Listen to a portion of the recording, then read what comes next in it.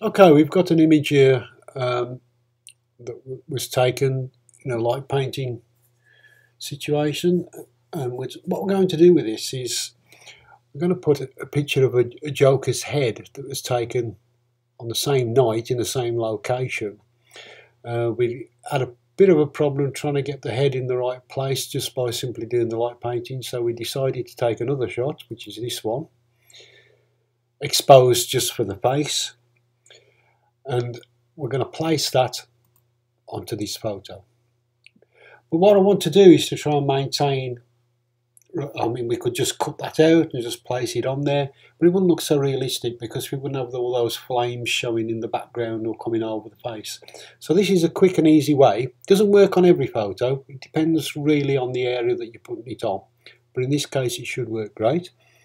So I'm going to go to this photo. I'm going to use the lasso tool. I've got a slight feather on there of about 20 px just to soften the edge. It just helps a little bit. And all I do is just drag around the area, go to Edit, Copy, go to your new image and click Edit Paste. There we go. And that gives us that. And then we can just move this where we want. Make it larger, whatever. Pretty roughly into place, we can play with that after.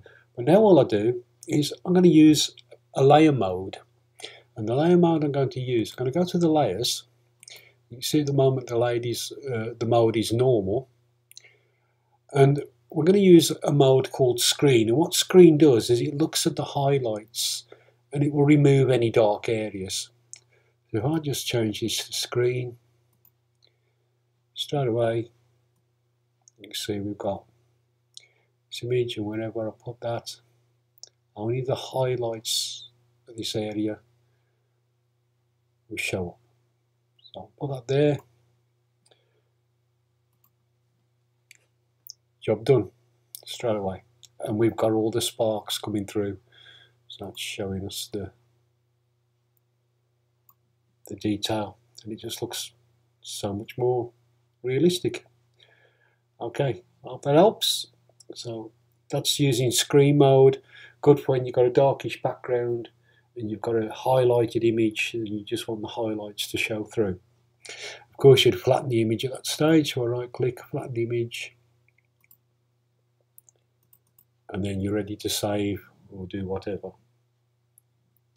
All the best from me, Les Arnott.